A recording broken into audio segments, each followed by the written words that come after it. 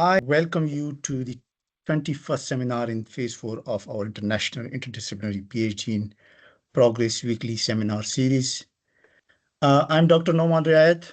I am the founder and the chief convener of the Global South Network and also the chief organizer of this series. My research interests lie within the areas of judicial independence, rule of law, constitutional politics, judicialization of politics, mainly in developing democracies and the Global South, transitional democracies. I'm joined by a discussant and two peer commentators. Dr. Obasanjo Bolarinwa is the discussant for today's session. Dr. Bolarinwa is a senior lecturer and a research knowledge transfer co-lead at the York St. John University. He received awards like the Early Career Grant Award from the Royal Society of Tropical Medicine and Hygiene and presented at major conferences worldwide. His expertise spans data visualization, database management, and statistical analysis, all driven by his commitment to improving global public health. He also wrote and talked about gender and sexuality. Adebola Adeoti is the first peer commentator for today's session. Adebola is a PhD candidate at the School of Law, Goldsmith University. She's a gender and development lawyer who is highly passionate about defending the rights of women and children from gender-based violence. Eberechukwu Akadinma is the second peer commentator for today's session. Eberechukwu is an Ontario Graduate Scholarship recipient. Her research interests include political economy of health, LGBTQ plus health, queer women's health, and queer feminist political economy. She recently published an article titled The Political Economy of Homophobia in Nigeria in the Journal of Human Rights. Last but not the least, our today's guest speaker is Gabriel Omachi, who is a PhD candidate in the Department of Law at the Open University. His research interest lies at the intersection of legal history, gender, and post-colonial studies with a focus on how inherited legal frameworks continue to shape contemporary norms and rights discourse in Nigeria. He holds a background in legal practice as a barrister and solicitor of the Supreme Court of Nigeria and brings experience in doctrinal, socio-legal, historical, and interdisciplinary research. Speaking of which, Gabriel, I'm I'm sure you would be pleased to know that today's session is highly interdisciplinary. So, and this is what I was discussing with Eberechukwu before you joined us, that, Gabriel is going to benefit from input of experts from different backgrounds, including health and law. Today, Gabriel will be presenting his PhD project titled Gender and Sexuality Bias in Nigeria, a Colonial and Religious Inheritance. Gabriel, you have 30 to 35 minutes for your presentation, followed by 5 minutes for comments, questions from both the discussant and peer commentator. If time permits, we will then have a 15-minute question and answer session with attendees. The screen is now yours. Yeah, thank you very much, Doctor. Good afternoon, everyone. It's afternoon here, so good day, everyone. Thank you very much for the opportunity to be here today and to share my project.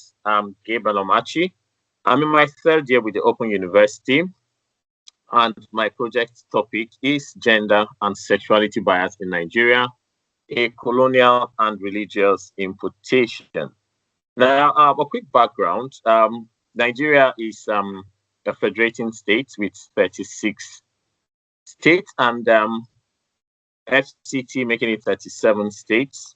We have a population of over 230 million people with ethnic tribes of over 250. That's how large Nigeria is. Nigeria's size is almost 4 times the size of the United Kingdom. Now, I'll be sharing insight from my study, Gender and Sexuality Bias in Nigeria, a Colonial and Religious Inheritance. This work investigates how colonial-era legal system and religious traditions continue to shape legal discrimination in Nigeria, particularly around gender and sexuality. Slide 2, please.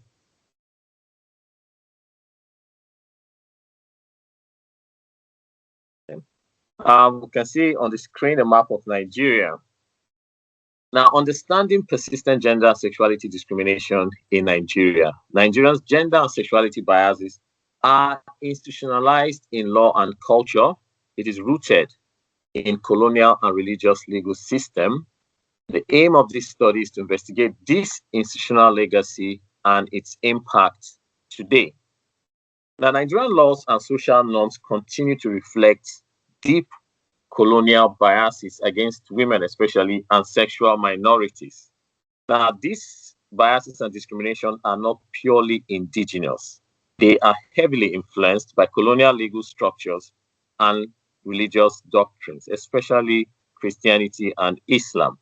Now, my study explores the institutional inheritance and its long-lasting impact. The forms, the focus is on law, and both a reflection and as a tool of cultural and moral authority. What then is my research focus and question? My research question is, how have colonial and religious legacies shaped Nigerians' law and social legal norms on gender and sexuality? To answer this question, I examine both formal laws and the informal cultural legal beliefs and guides to enforcement, the community expectation, and then the moral norms. Now, this question aims to address the history of colonialism and religious legacy, especially the two main religions. Nigeria is divided religion-based mainly into two parts, northern Nigeria and southern and Nigeria. Majority of the Muslims are resided in northern Nigeria. The majority of Christians are in the southern part of Nigeria, shared almost equally, about 50-50. It's interesting that I am from the north central, but I'm part of the minority tribes, and I'm also minority when it comes to religion, which I follow. Islam is the predominant religion in the north, but I'm Christian. So I'm actually at the base of it. So we're going to look at how colonialism, we being colonized by Britain, and the two major religions of Christianity and Islam. What is the purpose of this research? What is the gap in existing scholarship?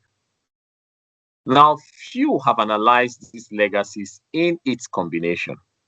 When I saw the panel, I smiled because the panel actually belonged to the major tribes in Nigeria, two of the major tribes in Nigeria. So we have the south, in the east, southeast mainly, we have the Igbos, and then the south west, we have the Yorubas. Now, few have looked at this topic holistically. This way I did it, and I am still doing it. I'm towards the last stage of my research. So I'm looking at the intersectional legal cultural impact, the visual suggestion, and the colonial law and religious conservatism. Many researchers have not looked at it completely. Mostly you look at the south, or look at the north, or you look at the east. But I'm looking at it collectively. I'm looking at everything in full. So most of the literature I've said, either look at it from one side or from one particular religion. I'm looking at it all in all, and then with the aim of bridging the gap that we already have. If we look at the history of English laws in Nigeria, Nigeria being a Commonwealth country, our laws were received as a colony of England, that's of Britain, that's Lagos, and then a protectorate, southern region, and later on the northern region. Now, all these laws, starting from 1863, by the Supreme Court ordinance, imposed all these laws into Nigeria, and also the 1900 proclamation. Now, in northern region, they were ruled by the indirect system. So their own laws came in gradually and crept in slowly, not as quickly as that of the South. Now, it will interest you, like the two major criminal laws in Nigeria. The criminal law is operated in the southern part of Nigeria, and then the penal code is operated in the northern part of Nigeria. For the southern part, it was easy. The proclamation just created the criminal laws for them, and then they got into operation. But for the north, it was more technical. Why? Because Islam was already dominant in the northern part of Nigeria. And in coming to have a unified law, a lot had to be done. Committees were set up, there were so many deliberations, and then the British had to look at which country has a similar situation with that of northern Nigeria. Sudan already had their penal code at that time, which was modeled from the Indian penal code, which has its own cultural diversity also. So the closest to what will be applicable to northern Nigeria was what was already in existence in Sudan. And that is because the religious aspect, as much as possible, had to be kept, but still having the dominance that it is from the British. So we now have a fusion of colonial and religious proclamations into one, and the penal code now came into life. Now, these two laws have discriminatory codes in them: sexuality discrimination and also gender discrimination. This research also looks at discrimination that has to do with marriage and inheritance and other aspects that shows injustice in the fused legal system. I've already mentioned most of it already, that it's a fused system. It's a hybrid legal landscape that we have. And most of our laws are justified by religion. Nigeria is said to be a very religious country. And this now resulted in the methodology. How can these questions be answered with what methodology and research method? Almost every legal research has to do with doctrinal legal analysis, because you have to look at what is applicable, the present legislation, and also case laws. That will not answer our questions completely, and they need to look at historical legal research. And in this aspect now that we have to now go back and go to the archives and see, okay, so how did we get here? What laws were passed down to us? How were they passed down to us? And what are their effects? Now, to really understand the culture of the Nigerian people and how these laws came to be in existence and how it affects the people, then it was very important that we should get into the field. Now, getting into the field required interviews with traditional rulers. And why is that? The traditional rulers are the custodians of the culture and way of life of the people. What they know, their knowledge and experience will pass down to them from generation to generation. So the best way to get this information out was to sit down with this fountain of knowledge and get their perspective from history and present terms and challenges, and how these laws affect the daily lives of the people and every other person involved. So it's interdisciplinary, doctrinal legal analysis, historical legal research, and semi-structured interviews with these traditional rulers. Now, if you look at Nigerian legislation, a lot is in it. I just decided to pick a few right now to highlight this research. Now, the Criminal and Penal Code have various segments of it that talks about unnatural sexual acts. And this is areas whereby you have references to homosexuality, you have lesbianism, you have acts that some words of the penal and criminal code, when you read it, you have to smile, because what is an unnatural sexual act? Because it also means that there are certain relationship between males and females that could also constitute a crime. They are there in the laws. Most of our laws, Nigerian laws, have not been amended. They still have their natural wordings. And with the many states, what most states decided to do was to just copy and paste the existing legislation and just change the heading and the preamble. So I grew up in a state called Plateau. And if you see the Penal Code of Northern Nigeria and the Penal Code of Plateau State, the only difference is the introductory part of it. It remains the same. And so the wordings are still applicable and enforced because they've not been set aside. You have strange wordings and laws like assault on a male by a female is considered to be a felony. But that same assault by a male on a female is a misdemeanor. You have wordings like in the penal code that allows a husband to correct his wife with violence. He's allowed to use the cane. You have wordings in the Marriage Act that are so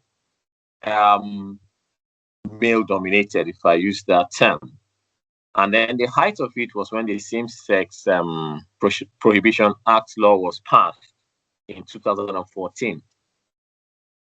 There are so many of those discriminatory aspects of our laws that the interview with the traditional rulers made a lot of clarification. Like I said, nobody invited these people, the people that these laws would influence and make impact on, to make their contributions. So we have laws moved over prior to even the amalgamation of Nigeria in 1914. Prior to independence, the penal code had to be passed before independence in 1960. So even though it bears the 1960 year, but actually was passed into law before 1960. So it's an inherited legislation also. There's also the conviction that it should have elements of the dominant religion in those areas. And that is it. The interview insights from traditional rulers, the local leaders reflects hybrid influences and a real eye-opener. There are so many aspects of the current legislation that does not go with the culture and way of life of the people. Now, one aspect of what this research decided to do was not to investigate major tribes, and instead to investigate minority tribes. Part of the limitation of this research was my initial proposal was to do the interview amongst the 6 regions in Nigeria. And even within the 6 regions, the idea was not to interview any traditional ruler or tribe that is a dominant tribe. But other logistics and funds and other things, so I had to restrict it. And the focus was on central Nigeria. Why? All the tribes are different. Their ways are not the same. And nobody has actually looked at these minority tribes. And I must confess also that my inspiration also is because I also fall into that minority tribe. So contribution and policy implication, the key message now. Moving towards reform and decolonial justice. Now, this research from my fieldwork, from the doctoral research and history, it is clear that colonial religious law continue to exist in present state Nigeria. It's a fusion of these laws and ways of life. And it's important and relevant for us to have legal reforms based on gender justice and human rights. I'd like to say a personal story. part of my motivation for this. I've already said I'm from the middle belt part of Nigeria, a minority tribe. And as children, it was customary to go to the village at certain period. For my tribe, it was during the Easter period, and we have this festival that is very traditional, cultural, and worship to the traditional deities and gods of my village. As a little boy, my dad once asked some of my cousins who are resident in the village there to go and buy a special meal, a special soup delicacy with meat from a particular person. And this person is male, but the entire village said he is more female than male in ways. And this even translates down to how well he ends up as a cook. He did not have any competition. He will not participate in any strenuous work. He doesn't go to the farm. In what today he will be referred to as a transgender. But he wasn't bullied. He wasn't criticized. He was part of the community, lived, had positions, carried on and everything, and nobody discriminated against him. He was accepted, participated, and did everything. Now, in contrast to what we have in present legislation, it's different. And when I went to the field, I now saw the difference in what we actually have as codified laws and the ways of life of the people. Are there some biases? Yes. Are there people who shun certain people? Yes. Are there roles of gender? Yes. But are they as extreme as what is codified in our laws? My finding says not so. And I say thank you. And I'm ready to take your questions now. Thank you, Gabriel, for such a fantastic presentation on such a very important topic. I'm sure but the ultimate product will be a huge contribution to this important field, especially in the context of the global south, because Nigeria is one of the most important jurisdiction of the global south in general and Africa in particular. Let's go to Dr. Obasanjo. Thank you very much, Gabriel, soon to Thank be you, Doc. Dr. Omachi. Yeah, thanks for that wonderful presentation. And I could relate to a lot of your experience. And I prepared this around gender and sexuality bias in Nigeria. We'll look at the colonial and the religious inheritance. And these two perspectives are very important. And then thank you, Gabriel, again for a compelling and thoughtful, provoking presentation.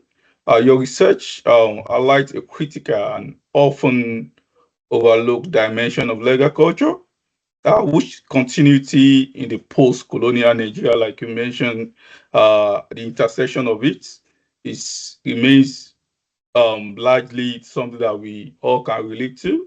And this is also very important regarding the fact that you look at it from two major dimensions, which is also related to my field of gender and sexuality bias. So your central argument that Nigeria current social-legal landscape reflects a hybrid inheritance of colonial codes and religious conservatism is both timely and very, very analytical as well. And I appreciate your methodology triangulation. It's well articulated, particularly your inclusion of semi-structured interview, which with the traditional leaders or rulers has a lot of depth, insight, and what could otherwise be regarded as a doctrinal or archive of exercise, meaning tapping from their knowledge and what have you that they probably have. But I do have comments that would help you improve. And I'm also willing to share my thoughts with you maybe afterwards if you're interested. First comment is on the scope of the hybrid legal system. I'm not a lawyer, so pardon me if I make any perjury I'm an health researcher and be one of them. Okay, my first comment is on the scope of hybrid legacy system. You have effectively shown how colonial and religious legacy system, the legacy of it, how it persists in Nigeria, the statutory, the customary laws. I am curious in your analysis if you can consider how global human rights discourse, the global aspect of it, the international treaty obligations, how does that interact or challenge the hybrid legal system we have in Nigeria?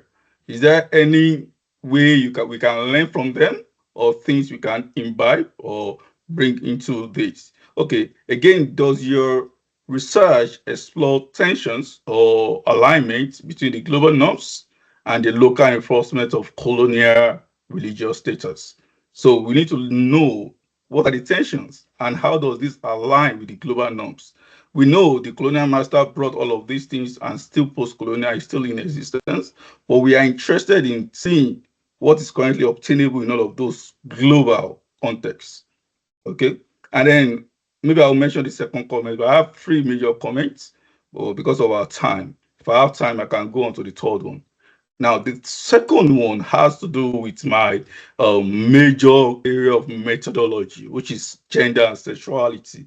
So it's on the interview insights and the power structure of your interview. Okay, your decision to interview traditional rulers is a strength. Of course, I've mentioned that earlier, especially in exploring how these actors mediate the inheritance legal norms, because like I said, from Nigeria, I know how this work, and the power the community leaders or the religious leaders have, or the traditional leaders have over the community law and what they say can happen and when it will happen. However, could you elaborate on how their authority is negotiated? Because, like I said, they have the power to do both positive and negative. Yeah. Is there anything who looks at their authority, how it's being negotiated? Is it possible? We know what's also happening in Nigeria in terms of things that leaders who are not legally constituted do, especially by younger generation, or their gender or sexual minorities within their community. Could you provide further understanding about this so that we can, what I'm asking there is simple. While we are growing up in the olden days, like I said, I can relate to your work. We have community leaders who will say hey, and it is a. However, in the modern time, a lot of things have changed with the Gen Z. So do we still experience that same kind of command in central Nigeria? Is still something that is obtainable? Is there a way you can find, I don't know if that is in your larger thesis, but having this picture, we draw from what has happened pre-colonial, during the colonial, post-colonial, and then we will be able to get the information and the current happening around the generational transition now. What we can do is let's go to the peer commentators, and then we have time. Then you will have more time to add to this discussion. Having this said, let's go to Adebola. Yes, please. Okay. Over to you. Thank you. Thank you, Gabriel, for the wonderful contribution. I think my contribution will stem from what Dr. Bolarinwa mentioned, especially as regards to the scope of law. I was wondering if there can be a section on the colonial approach, looking at the Nigerian Constitution, especially the Section 42 now, and that's the Constitution provision on equality, in conjunction with the provision of the Penal Code, the Criminal Code for the South and the North, and trying to look at the tensions between. Then Nigeria has signed so many international treaties, international obligations. We're always there, CEDAW, UDHR, everything we've signed. So I was wondering if there can be a section on this tension so that it can further contribute on how those laws are pronounced. Because we know that we have so many laws, hybrid system, international, local, we have everything all together. And how the courts also interpret it. Because most importantly, enforcement really speaks volume. After we talked about policy, The question is, how does this get implemented? How does this get enforced in the courts? Customary courts, Sharia courts, high courts, in all of these courts. So I was wondering if there can be a provision on this as well. Then your decision to also interview traditional leaders is very good. But I was also thinking perhaps if there can be with legal scholars, judges, so that there can be an hybrid of cultural provisions and at the same time legal. These are judges, these are lawyers, they've worked all their life with law and it can be more nuanced. I was just thinking if there can be that section. Then you also mentioned that you interview people within your geopolitical zone. I was looking at how do you determine your positionality? You're from there, you interview people from your side. How did you determine that your positionality? How are you able to, leave that scope and get to the without being biased and all? Just wondering how you'll be able to do all of that. Thank you. Thank you, Adebola, for such useful comments. I think it somehow complemented what Dr. Sanja was commenting on. Let's go to Eberechukwu. Thank you again for the invitation and also to Gabriel for the wonderful presentation. I quite enjoyed the presentation, including your vast knowledge of the Nigerian political landscape. But I do have a few comments and a few questions. So conceptually, I really did appreciate that you brought up the concept of path dependency. In policy studies, we have this concept of policy legacies where once an option or path is chosen, it sort of constrains our ability to make different choices. So I love that you mentioned the influence of past colonial policies in Nigeria and how it persists. But I also think that there are so many gaps, particularly with your literature review, because what I would have loved to see is a comprehensive literature review as well as relevant citations on works that have explored this issue, whether, like you said, from a solely colonial lens or from a religious lens. And I think that would add rigor to your work and sort of separate it from just opinions. Then methodologically, I really do appreciate the reflexivity portion of your work, especially telling us the personal motivations for your work. And I think it speaks to Adebola's comment about how you are going to clearly delineate your subjectivity from the actual work that you're doing. But I also think that I want to hear a little bit more about your qualitative methods, because it appears to me at times that you are going to be doing a phenomenological research where you're sort of getting at the essence of, colonial or rather interpretations that traditional leaders have. But then at times also it appears as though you are doing a qualitative descriptive methodology where you are just using their verbatim quotes to, should I say, support existing research. Like, it's not very clear to me. So I think I would want to hear a little bit more about your qualitative methods. Then lastly, you do mention that you will interview traditional leaders, but I was also wondering if you would be open to interviewing religious leaders, because as you said, most studies have only focused on colonial or have only analyzed this issue from a colonial perspective or from a religious perspective, but you're looking to sort of do a hybrid or look at both colonial perspectives and religious perspectives holistically. So I was wondering if you would also be open to interviewing religious leaders. But overall, this is an amazing presentation. I am looking forward to seeing how this work will unfold. Thank you. Thank you, Eberechukwu, for another range of useful comments. Gabriel, all said, all done. So ball is in your court. I mean, would you like to respond to that? I think it's just a dialogue. People want to understand, and more comments indicate that a lot of interest is there. I myself, I do not focus on this study, but I found the discussion very refreshing. Please, over to you. Yeah. Okay, thank you very much, and I appreciate all the comments and observations. First of all, because of the time frame, it was just impossible for me to put everything in there. It's so our space, time, 30 minutes. What can you say? What can't you say within that period? So I tried to get a flow as much as possible to make sense of what I'm trying to do with the limited time. I must tell you that some of this have been addressed already in my work. If I'm looking at, let me start with the qualitative. No, first of all, let me remove any form of bias. Yes, like I said, I wanted 6 regions. We have 6 regions in Nigeria. Funds, especially security concerns and others, I didn't get the approval. So I was not asked to narrow it down to a feasible area. So a feasible area, not central. Now, North Central, first thing was to remove my tribe or any tribe within my state. So I removed the bias totally. So I don't have my tribe there, and then my state wasn't there. So that was completely taken out. Now we now narrow it down to, okay, we're looking at FCT as being the central, the bordering states around FCT. Now pick the tribes among all these states around the FCT. So all the bordering states, 6 of them, we now picked differently. We also try to mix them up based on gender and religious inclination. Even though the traditional rulers have traditional doctrines they follow, but most of them are also either Christians or Muslims, whether it's on paper or not. My proposal actually wanted to also interview religious leaders also, but time and funds restricted that. So it's part of my limitation that had to go out. So I had to focus on decolonization theory and move towards that area. I also wanted to interview judges and lawyers with experience. It's my field. Part of the reason why I decided to do this research because I have personal experience, especially when it has to do with inheritance and other cases.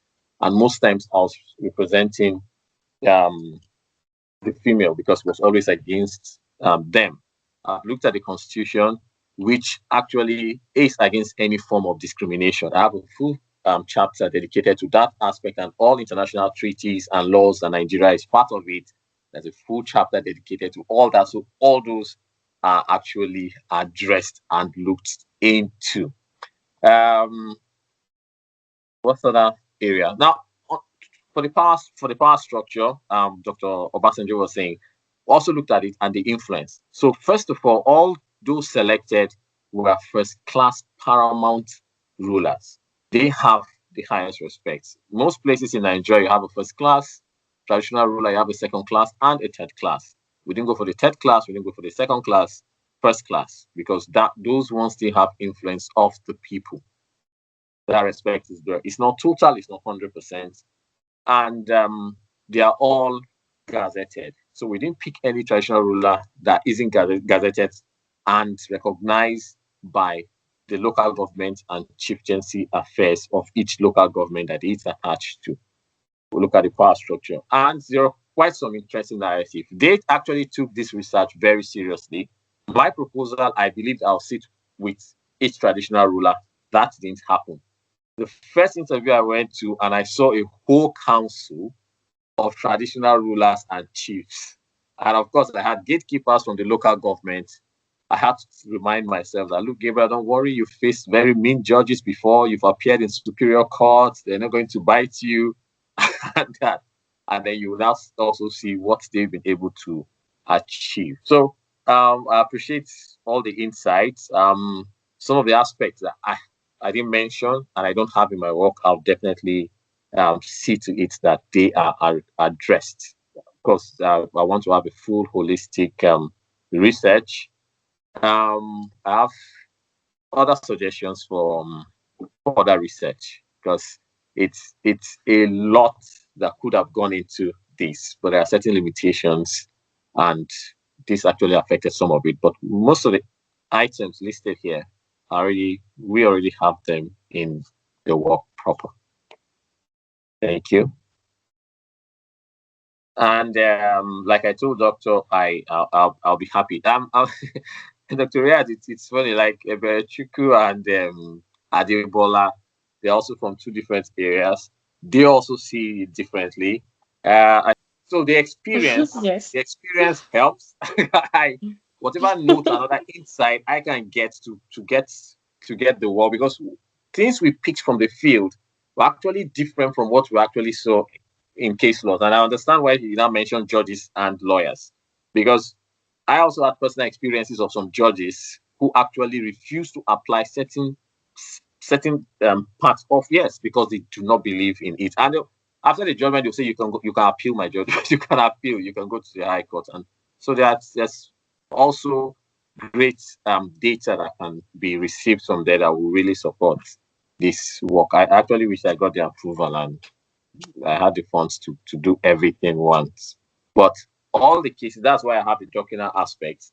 all the reported cases. I even have some unreported cases that forms part of my work. So even though I do not have the opportunity to have the one-on-one interview with these persons, but those who have decided these cases, reported or unreported, I have them and from the data in my work.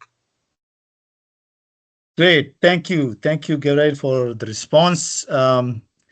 Let me check with the attendees if they have any questions, comments, anything they want to share, or anything want to add to the discussion.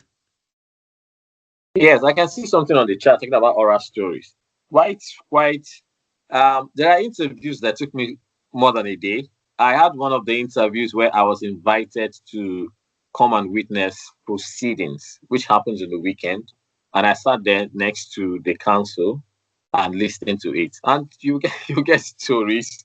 I tinkered a lot with my methodology, but we agreed with my supervisors. Having too many methodology might just not make it flow the way it would. But really considering storytelling as a method to adopt. Some allowed me to even take pictures. In some of the palaces, the pictures were told different stories. It was quite a lot, and I wish I could get everything in, but my limitations actually address some of this aspect. Great.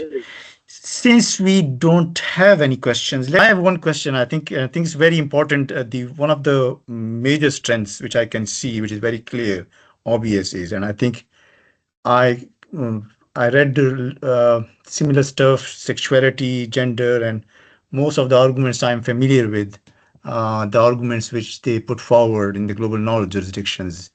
But one of the major strengths is you try to integrate the legal, social, the historical, and also the religious side, which is, by the way, I mean, given the fact that certain groups are dominating, are in control of the state resources and institutions, it's very challenging. So I just wanted to know, I mean, what were the main challenges did you face while integrating these different perspectives into your analysis? Because that's the major challenge, isn't it? That Yes. going if you go totally in the legal direction, then you are risking overlooking the interviews, perspectives, and the data and the themes. So, what were the major challenges? Yeah, the major challenges is what you just mentioned now. How do you infuse all this into it?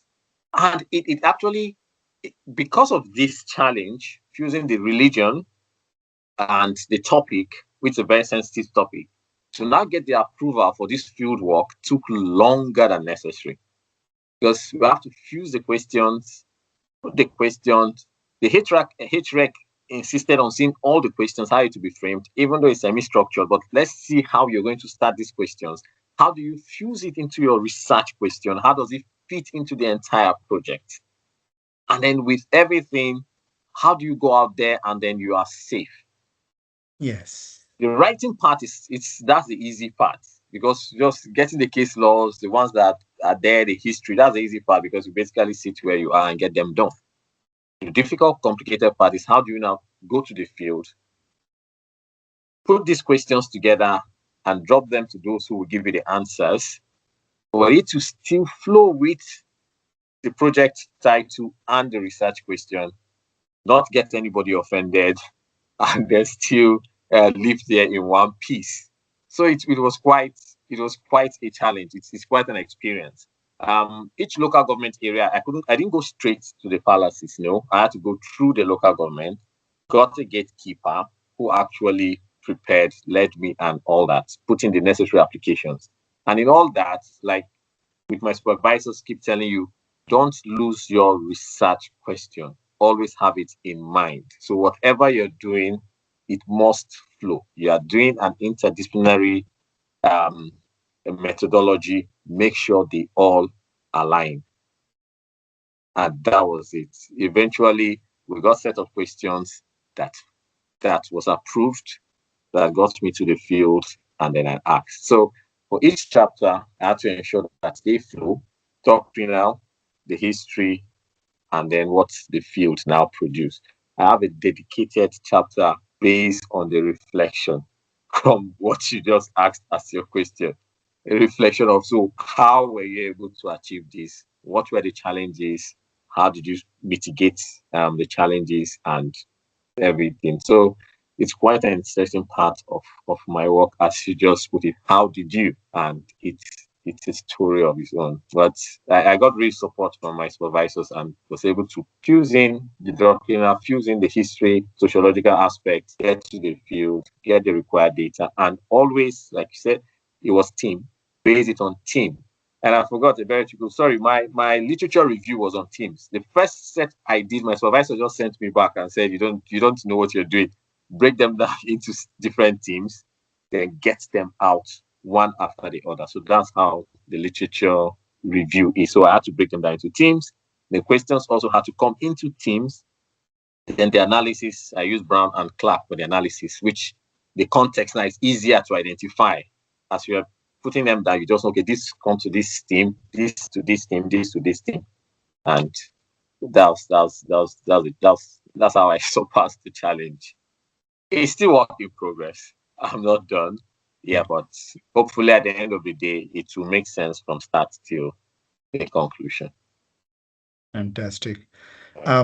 Just to confirm, have you done your interviews? Yeah, I'm done with the interviews. Just small, quick questions. A follow-up question, and you don't need to go into details. Okay. So, did you ever come?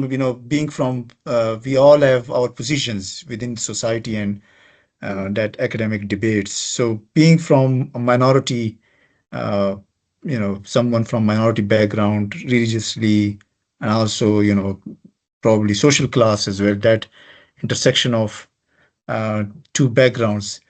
Did you ever come across a hostile situation while conducting interviews?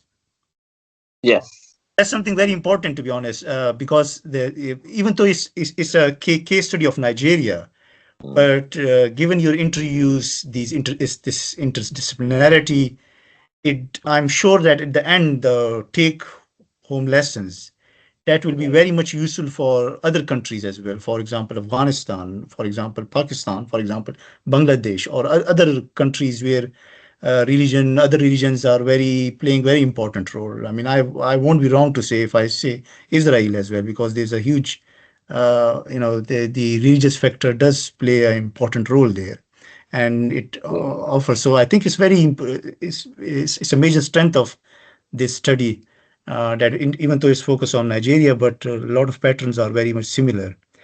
All right, so that was just a comment. You can always reach out to the commentators and the discussant. Thank you, Gabriel, for sharing your project with us. We thoroughly enjoyed it. I mean, I do not focus on this thing, but I enjoyed the debate. Thank you, Dr. Sanjo, Eberechukwu, Adebola, for commenting on the topic. And thanks all who attended the session. Same time next week, let's meet our next guest speaker, who is a colleague of Gabriel from Open University Law School, Lewis Sibanda. Lewis Sibanda is going to focus, he's going to share his project, The Politics of Human Trafficking Towards a Structural Analysis of Exploitation. Next Wednesday from 3 to 4 p.m. He's going to present. Until then, look after yourself. Have a wonderful day. Bye-bye. Thank you very much for having me. Bye. Thank you. Thank you.